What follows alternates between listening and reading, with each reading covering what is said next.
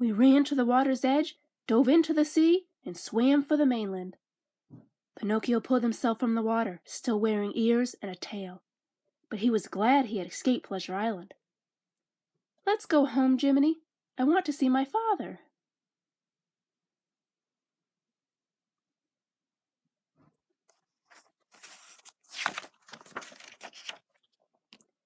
When we arrived at Geppetto's workshop, the place was locked, and Geppetto was gone.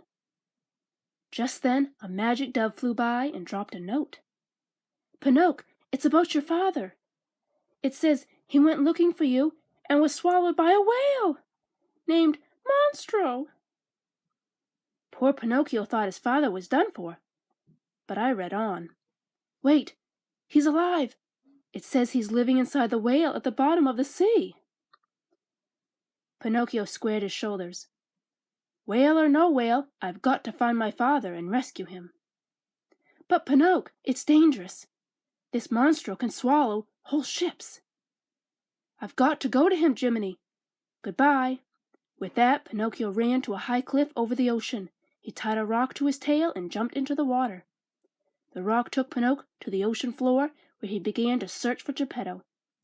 "Father! Father!"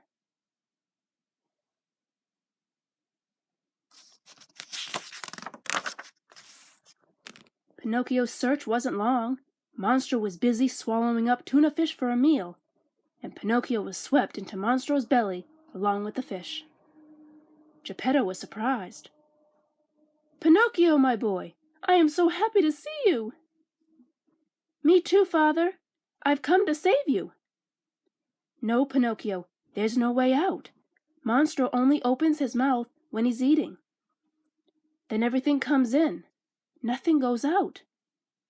Suddenly Pinocchio had a tremendous idea.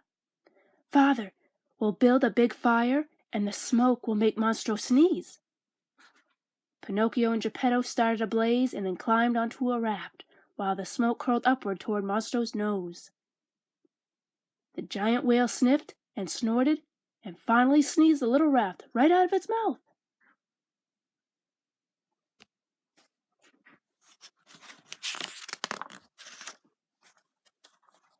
Pinocchio and Geppetto had escaped safely, but Monstro was angry at being tricked. He raced toward the tiny raft with a terrifying look in his eyes. Geppetto shouted, "Paddle, son! He's trying to crush us!" Monstro dove underwater and then came up fiercely underneath the raft. Pinocchio and Geppetto were thrown into the air as their raft broke into 1,000 pieces. Geppetto floundered helplessly as he watched the furious whale turn about. "Look out, my boy! Here he comes again!"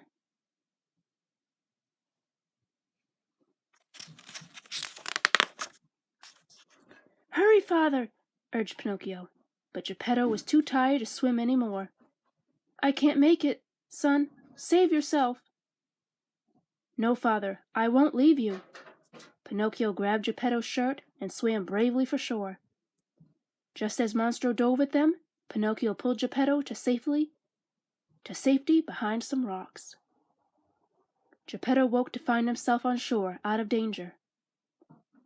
But poor Pinocchio was laying deathly still in the pounding surf.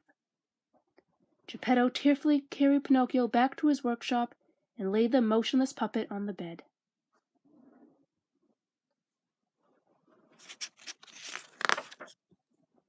Suddenly we heard the Blue Fairy's voice. "Pinocchio, you have proved yourself brave, truthful, and unselfish. Awake!" Pinocchio sat up to find himself changed into a real boy.